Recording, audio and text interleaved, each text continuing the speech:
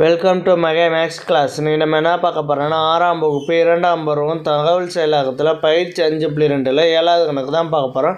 இதுக்கு முன்னாடி 6வது கணக்கு வீடியோ போட்டிருக்கோம். அதோட லிங்க் டிஸ்கிரிப்ஷனில் இருக்குது. பார்க்காதவங்க போய் பார்த்துட்டு வாங்க. இப்போ கணக்கு பார்க்கலாம்.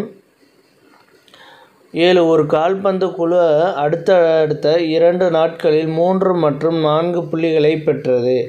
3வது நாளில் 5 புள்ளிகளை இழந்தது. அக்குழு பெற்ற மொத்த புள்ளிகள் எத்தனை? மேலும் இதனை மற்றொரு வரைபடத்தில் குறிக்க. ஒரு கால்பந்து குழுவை 2 நாட்களில் 3-4 புள்ளிகளை எடுத்திருக்காங்க. ஃபஸ்ட் நாளும் 2வது நாளும் சேர்த்து 3,4 புள்ளி எடுத்திருக்காங்க. அதை நம்ம ஆட் பண்ணிக்குவோம். ஃபஸ்ட் 2 நாளில் எடுத்தது 3, 4. அடுத்து 3வது நாளில் எவ்வளோ எடுத்திருக்காங்க? 5 புள்ளிகள் இழந்திருக்காங்க. 5 புள்ளிகளை இழந்திருக்காங்கன்னா விட்டுறாங்கன்னு அர்த்தம். அதை மைனஸ் குறியில் போட்டுக்குவோம். அப்போ மொத்த புள்ளிகள் எத்தனைன்னு கேட்குறாங்க. இந்த 3 4 கூட்டினோம்னா எவ்வளவு? 7. 7 - 5 =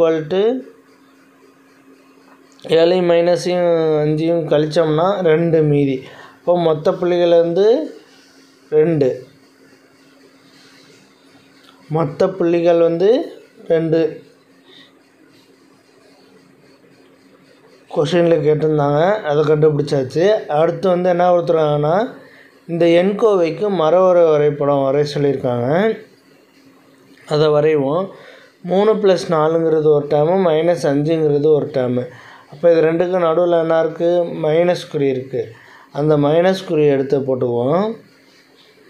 இந்த மைனஸ் குறியை போட்டுட்டு 2ஆக பிரிச்சுக்குவோம். பிரிச்சுட்டு 3 + 4 -5. -5 இங்கிட்டு போட்டுக்குவோம். லெஃப்ட் சைடு இருக்கிறத லெஃப்ட் சைடு எழுதுவோம்.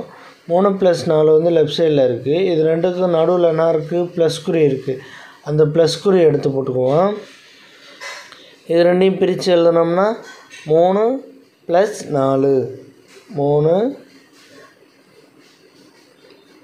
+ 4. பாருங்கள், இந்த 3 + 4 தான் எழுத போகிறோம். 3 + 4. அவ்வளோதான் இந்த கணக்கு. நெக்ஸ்ட் வீடியோவில் பார்க்கலாம். இந்த வீடியோ பிடிச்சிருந்தால் லைக் பண்ணுங்கள், கமெண்ட் பண்ணுங்கள், ஷேர் பண்ணுங்கள், சப்ஸ்கிரைப் பண்ணுங்கள். அந்த பெல் பட்டன்